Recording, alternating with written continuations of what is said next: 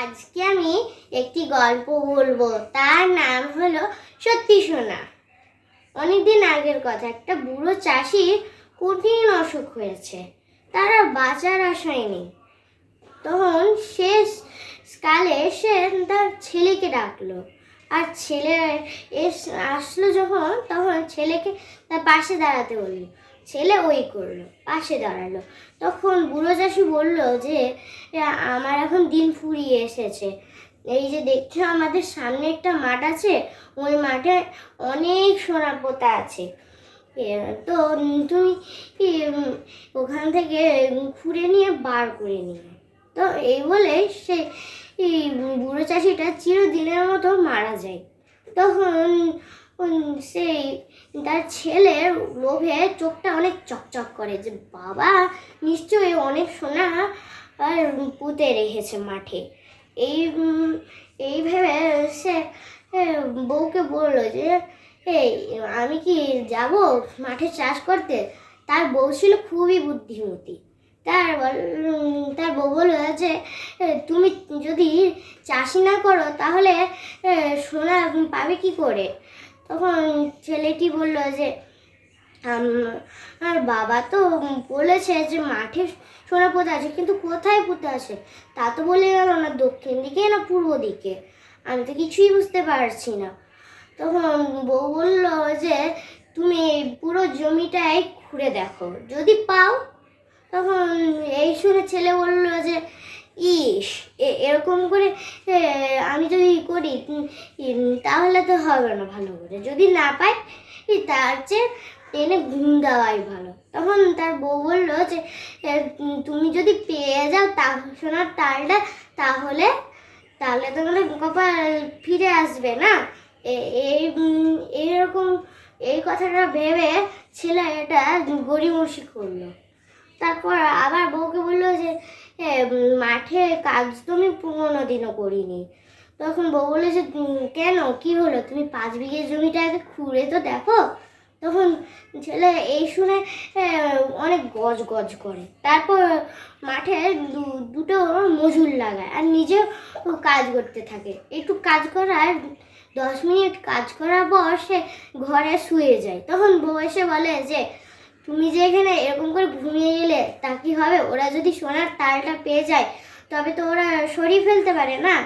তখন এই শুনে ছেলে বলল যে এটা তো ঠিক কথাই, আমিও কোদাল নিয়ে গিয়ে মাঠে চাষ করি।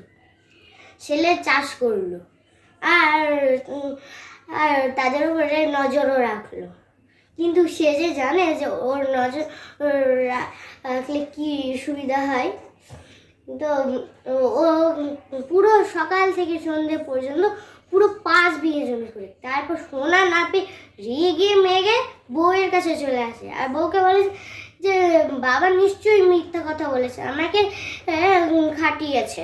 তখন বউটি হেসে বলল যে তুমি যে এখানে মাঠটা চাষ করেছো তো ভালো মতোই তো করেছো, যখন ঘুরেই ফেলেছো তখন ধানের চাষ করো না।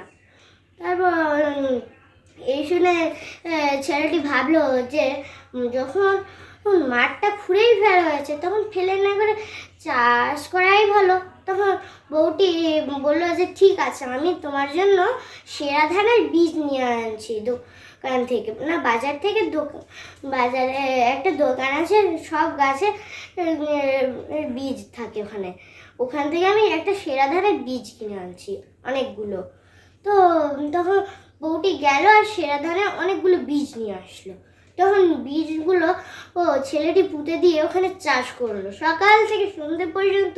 তার জন্য খুবই কষ্টদায়ক ছিল যে আমি তো এই প্রথম কাজ করছি, তো আমার অনেক কষ্ট লাগছে, ছেলেটা মনে মনে ভাবছে। তো বউটি এটা রেখে তার খাবার ও তামাক সাজিয়ে নিয়ে তার কাছে যায়।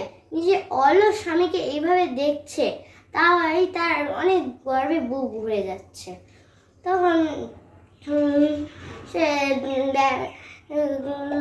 ও যে তার স্বামী এত কাজ করছে তা খাচ্ছে না। তখন বলে যে ওগো শুনো, তোমার খাবারটা আমি রেখে দিয়েছি, খাও। তখন ছেলেটি খেলো। তারপর সেই বছর আর কয়েকদিন পরেই বর্ষা নামলো, আর বর্ষাটা খুবই ভালো হয়েছিল। সেখানে ধানে ধান হয়েছিল, পাকা ধান মনে হচ্ছে সত্যিকে সোনাই করে দিয়েছে। সোনা যেমন রং হলুদ হয়, তেমন সোনালি রঙের মতনই হয়, আর ধানের মতনই মনে হচ্ছে সোনা। সত্যিকে মনে হচ্ছে সোনা ঢেলে দিয়েছে ধানের খেতে, তাই মনে হচ্ছে। সে ধানগুলো কেটে বাজারে বিক্রি করে 1 থলি টাকা পেল, আর বউকে বলল যে দেখো আমি এই প্রথম রোজগার করেছি। তখন বউটি হেসে বলল যে তাহলে বাবার কথাই ঠিক তো? তখন ছেলেটি মাথা নেড়ে বলল যে হ্যাঁ, আমি এবার প্রথম রোজগার করে অনেক খুশি।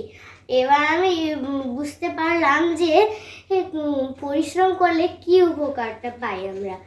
আর আমরা এই গল্পটা থেকে এই শিক্ষাটা পেলাম যে কঠোর পরিশ্রম করলে তার পুরস্কার পেতে দেরি হয় না।